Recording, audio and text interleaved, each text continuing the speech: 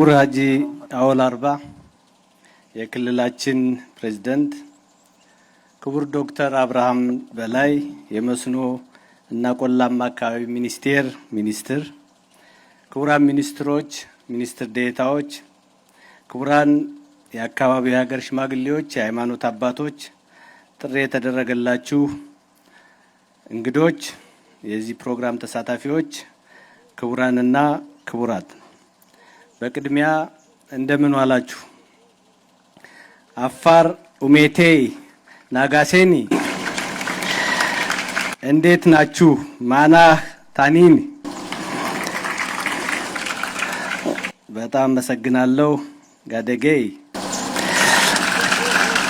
ከተወሰኑ ዓመታት በፊት አዋሽን መግራትና ለጥቅም ማዋል ባለመቻላችን እዚህ አካባቢ የምንመጣው በጎርፍ የተጎዱ ነዋሪዎችን ለማጽናናት እና ያቅማችንን ለመደገፍ ነበረ። ዛሬ ግን አዋሽ እንደዚህ እጁን ሰጥቶ በደስታ በመገናኘታችን በድጋሚ እንኳን ደስ አላችሁ ለማለት ፈልጋለሁ። የኢትዮጵያውያን የምግብ ሉዓላዊነት ማረጋገጥ የመደመር መንግስት አንዱና ዋነኛው ተልዕኮ ነው። የምግብ ሉዓላዊነት ማለት የምግብ ምርቶችን ከውጭ ሳንገዛ በራሳችን ሀብት፣ በራሳችን ጉልበት፣ በእኛው እውቀት እንደየአካባቢው ስነ ምህዳር አመችነት የተለያዩ ሰብሎችን አምርተን ዘላቂነት ባለው መልኩ የዜጎቻችን ስነ ምግብ ባህል እና ስርዓት ጠብቆ እንዲመገቡ ማስቻል ማለት ነው። የኢትዮጵያ የምግብ ሉዓላዊነት ለማረጋገጥና ምርታማነትን ለማሳደግ ባደረግነው ጉዞ በተለይ ደግሞ ስንዴን በከፍተኛ መጠን ማምረታችን እና ከውጭ ማስገባት በማቆማችን እንደ ኮቪድ ያሉ ክፉ ጊዜያትን በድል ልናሸንፋቸው ችለናል። ዓለማችን ተገማች ባልሆነ የጂኦ ፖለቲክስ ቀውስ ውስጥ እያለፈች መሆኑ በተለይ የምግብ ዋስትናቸውን ላላረጋገጡ ሀገራት የፈጠረው ውጥረት ቀላል የሚባል አይደለም። አሁን ዓለማችን ያለችበትን ሁኔታ የሚከታተል ማንኛውም ሰው በምግብ ራስን የመቻል ምን ያህል ወሳኝ እንደሆነ ጠንቅቆ ይረዳል። በስንዴና በሌሎች የግብርና ምርቶች ኢትዮጵያ ላመጣችው ስኬትም እውቅና ይሰጣል። ግብርናን የማዘመን ጉዳይ አዳዲስ ቴክኖሎጂዎችን እና የተሻሻሉ ግብዓቶችን መጠቀም እንዲሁም ውሃን በቁጠባ እና በዘመናዊ መንገድ መጠቀም ያስፈልጋል።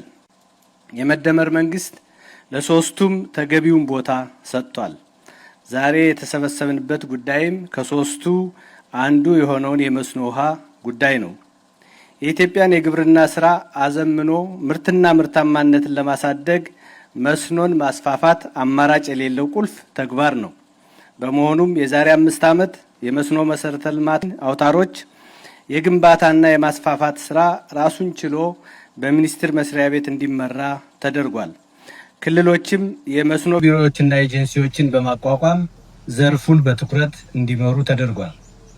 በዚህ ውሳኔና በተገኘው ውጤት መስኖ እንደ ሀገር የኢኮኖሚ ዋነኛ ምሰሶ መሆኑን አረጋግጠናል።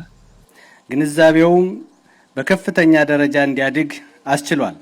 መንግስት ግብርናን ለማዘመንና የኢትዮጵያን የምግብ ሉዓላዊነት ለማስከበር ሲል በየዓመቱ ለመስኖ መሰረተ ልማት ግንባታ ከ20 ቢሊዮን ብር በላይ በጀት ይመድባል። በዚህ በአፋር ክልል እንኳ ይሄን ዛሬ ያስመረቅነውን እንዲሁም ወደፊት የምናስመረቃቸውን ጨምሮ ከ26 ቢሊዮን ብር በላይ የፌዴራል መንግስት መድቧል። አመራርና አፈጻጸም ውስንነት ምክንያት ሲጓተቱ የከረሙ ፕሮጀክቶች እየተጠናቀቁ ይገኛሉ። የኢትዮጵያ መስኖ ጉዳይ ሲነሳ ስማቸው በተደጋጋሚ የሚጠራ በህዝቡ ዘንድ የቅሬታ ምንጭ ሆነው የሰነበቱ እንደ መገጭ፣ አርጆ ያሉ ፕሮጀክቶች መጠናቀቂያቸው እንዲፋጠን እየተደረገ ይገኛል። እንዲሁም ከሰም፣ ተንዳሆ፣ ታችኛው ርብ፣ ጊዳቦና ጎዴ ፕሮጀክቶች ተጠናቀው ለልማት እንዲውሉ ተደርጓል። መንግስት በመስኖ ዘርፍ ለውጥ ለማምጣት እያደረገ ባለው ከፍተኛ ጥረት እና ቁርጠኛ አመራር የጎዴ፣ የወልወል፣ የቄጦ፣ የተንዳሆ የጊዳቦ የታችኛው ርብና ከሰም መስኖ ልማት ፕሮጀክቶች አጠናቋል። ዛሬ የምንገኝበት ይህ የተንዳሆ መስኖ ልማት የዚሁ ስራችን ትልቁ ማሳያ ነው። ይህ ፕሮጀክት የዛሬ 15 ዓመት ይገንባ እንጂ መሰረታዊ የሆኑ ማጠናቀቂያ ስራዎች አልተሰሩለትም። ባለፉት ዓመታት ምንም አይነት ጥገና ተደርጎለት አያውቅም። እንዲሁም ያለ ጥቅም ውሃን በከፍተኛ ሁኔታ እያከማቸ የጎርፍ ስጋት ሲፈጥር ቆይቷል። የኢትዮጵያ መስኖ ሽፋን ከለውጥ በፊት 490 ሺህ ሄክታር ነበረ። ከለውጥ በኋላ ዘርፉን ለማሳደግ በሰራ ነው ብርቱ ስራ አሁን የመስኖ ሽፋናችን ወደ 2.4 ሚሊዮን በላይ ከፍ ብሏል።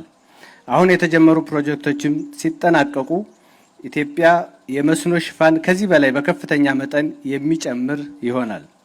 በመስኖ ልማት ባደረግነው ጥናት ኢትዮጵያ 10 ሚሊዮን ሄክታር መሬት በመስኖ ሊለማ የሚችል መሬት እንዳላት አውቀናል።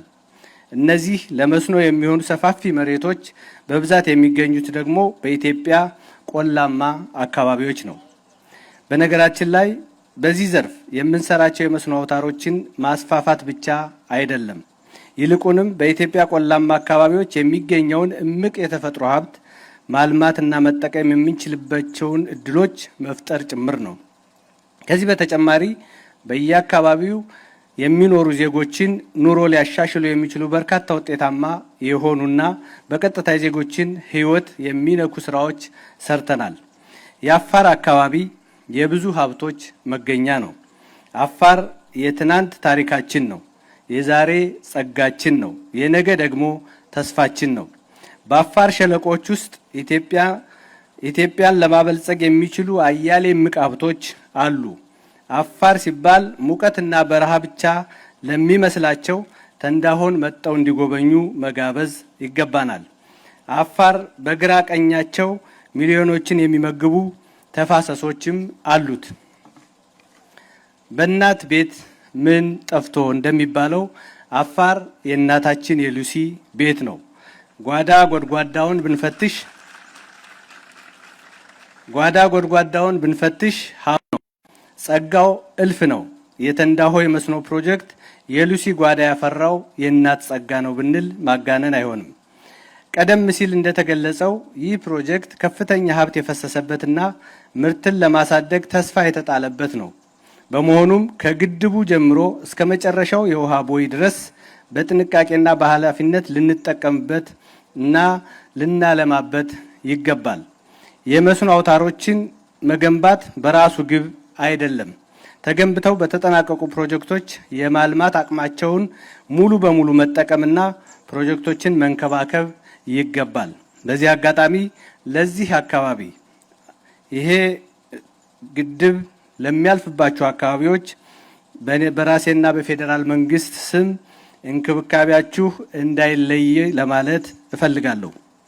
በመሆኑም ክልሎች ተገንብተው በተጠናቀቁ የመስኖ መሰረተ ልማቶች ላይ ወጣቶች፣ ሴቶች፣ አርብቶ አደሮች፣ አርሶ አደሮችና አልሚ ባለሀብቶች ሰርተው ራሳቸውን ሀገርን የሚጠቅሙበትን ምቹ ሁኔታ ከሚመለከታቸው የፌዴራል ተቋማት ጋር በመናበብ እንድትፈጥሩ ላሳስብ እወዳለሁ።